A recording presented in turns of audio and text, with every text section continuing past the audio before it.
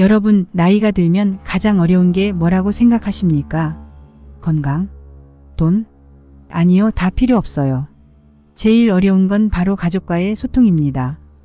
특히 자녀들과 말이죠. 아, 내가 뭘 잘못했나? 왜 이렇게 자꾸 멀어지나 싶은 순간이 누구에게나 찾아오죠. 하지만 걱정하지 마세요. 그럼 자녀와의 관계를 다시 회복하는 방법 이야기해 볼까요? 첫째, 자녀와 멀어진 이유를 먼저 알아야 합니다. 부모님들, 자녀들과의 관계가 예전 같지 않다고 느낄 때가 있으신가요? 자주 연락하던 자녀들이 이제는 바쁘다며 뜸해지고, 우리가 전화를 하면 받지 않거나 대화할 시간조차 없는 것 같아 서운한 마음이 드시죠. 자녀들이 멀어지는 것처럼 느껴질 때 나도 모르게 내가 뭘 잘못했나 하는 생각이 들 수 있습니다. 하지만 그럴 필요 없습니다. 사실 자녀들이 멀어진 이유는 우리 때문이 아닙니다. 자녀들은 이제 어른이 되었고 그들만의 삶을 살아가고 있기 때문이죠. 예전에는 부모님이 그들의 세계의 전부였을지 몰라도 이제 자녀들은 직장, 가정, 사회적 책임 등으로 인해 우선순위가 바뀌었습니다. 예를 들어볼까요? 한 부모님께서 이런 경험을 하셨다고 합니다.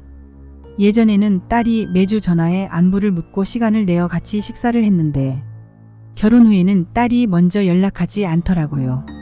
이 부모님은 처음엔 속상하고 왜 나를 찾지 않는 걸까 하는 마음이 들어 딸에게 서운한 말을 하기도 했다고 합니다. 하지만 딸이 대답한 말이 부모님을 깜짝 놀라게 했어요.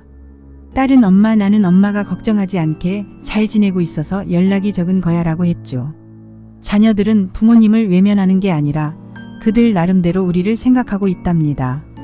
이 사례처럼 자녀들이 바쁜 일상 속에서도 부모님을 소홀히 생각하는 것이 아닙니다.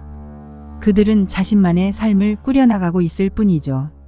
이런 변화를 자연스럽게 받아들이는 것이 소통을 시작하는 첫걸음입니다. 둘째, 자녀를 이해하고 존중하는 방법. 자녀들이 이제 어엿한 성인이라는 것을 받아들이는 것이 중요합니다. 우리는 여전히 자녀들이 어릴 적 그대로 머릿속에 남아있지만 그들도 이제 독립된 성인으로서 자신만의 길을 걷고 있습니다. 그들의 인생을 이해하고 존중하는 것이 부모로서 할 수 있는 가장 큰 사랑입니다. 한 아버지의 이야기를 들어볼까요? 이 아버지는 아들이 힘들다는 소식을 듣고 도와주고 싶은 마음에 조언을 했습니다. 내가 이렇게 하면 더 나아질 거야. 하지만 아들은 아빠, 내가 알아서 할게요 라는 말만 남기고 더는 대화하지 않았죠. 그 아버지는 서운한 마음에 아들과의 관계가 더 멀어질까 봐 걱정했습니다. 그런데 어느 날 아들은 아버지에게 솔직하게 털어놓았어요. 아빠가 항상 나를 도와주려고 하지만 사실은 그냥 내 이야기를 들어줬으면 좋겠어요. 그 후 아버지는 더 이상 아들에게 충고를 먼저 하지 않고 아들의 이야기를 경청하는 태도를 갖췄습니다. 그 결과 아들과의 관계는 이전보다 더 좋아졌습니다. 이처럼 자녀들은 때때로 조언보다는 공감을 필요로 합니다. 그렇구나, 많이 힘들었겠구나라는 말이 자녀에게는 큰 위로가 될 수 있습니다. 부모님이 자녀의 입장을 이해하고 공감할 때 자녀와의 소통은 훨씬 더 깊어집니다. 셋째, 대화의 방식 바꾸기. 작은 변화가 큰 차이를 만든다. 대화는 길게 해야 한다고 생각하십니까? 사실 그렇지 않습니다. 자녀들과의 소통에서 중요한 것은 짧고 자주 대화하는 것입니다. 바쁜 자녀들에게 긴 대화는 부담이 될 수 있지만 짧은 안부 인사나 일상적인 대화는 훨씬 더 부담 없이 이어질 수 있죠. 한 어머니는 이런 방법을 사용했습니다. 자녀가 좋아하는 축구팀의 경기를 보고 나서 오늘 내 팀 이겼더라 하고 짧은 메시지를 보냈습니다. 그 한마디가 자녀에게는 큰 의미로 다가와 자녀가 오히려 더 많은 이야기를 시작하게 되었죠.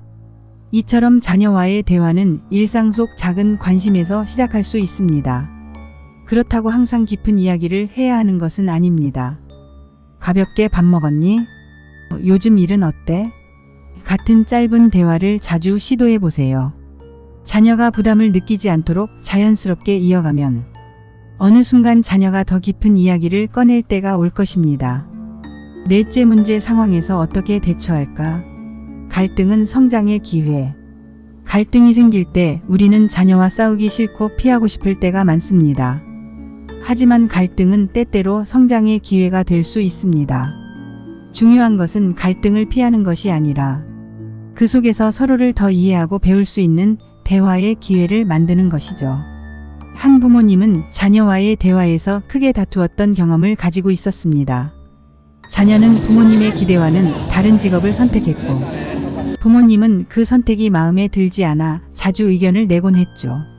결국 자녀는 부모님에게 제 선택을 존중해 주세요라는 말을 남기고 한동안 연락을 끊었습니다. 부모님은 그동안 자녀의 입장을 생각하고 나서야 비로소 깨달았습니다. 자녀가 원하는 것은 그들이 선택한 인생을 존중해 주는 것이라는 사실을요. 부모님이 자녀에게 사과한 후 그들은 다시 대화하기 시작했고 관계는 회복되었습니다. 이처럼 갈등이 생길 때 자녀의 의견을 경청하고 그들의 선택을 존중하는 것이 중요합니다. 모든 갈등이 해결되지 않더라도 자녀와의 관계는 이런 과정을 통해 성장할 수 있습니다. 다섯째, 서로를 이해하고 지지하는 관계로 발전하기. 결국 우리가 자녀와의 관계에서 바라는 것은 무엇일까요? 자녀가 우리 곁에 항상 머무르기를 바라는 것이 아닙니다. 자녀가 행복하게 자신의 삶을 살아가면서도 부모님과 좋은 관계를 유지하는 것이 목표입니다. 이제 우리는 자녀를 이끄는 부모에서 지지하는 동반자로 변화할 때입니다. 자녀가 독립적으로 살아가면서 필요할 때 부모님이 언제든 곁에 있다는 사실만으로도 자녀는 큰 힘을 얻을 것입니다. 자녀의 선택을 존중하고 그들을 응원해주는 부모님이 될 때 자녀와의 관계는 더욱 깊어질 것입니다. 한 어머니는 이렇게 말했습니다. 이제는 내가 자녀를 이끌 필요가 없다는 걸 깨달았어요. 그들이 선택한 길을 응원해주는 것만으로도 우리 관계는 더 좋아졌습니다. 자녀와의 관계에서 중요한 것은 이제 그들의 선택을 믿고 지지해주는 것입니다. 부모님과 자녀가 서로를 이해하고 지지하는 관계로 발전할 때 진정한 소통이 이루어집니다.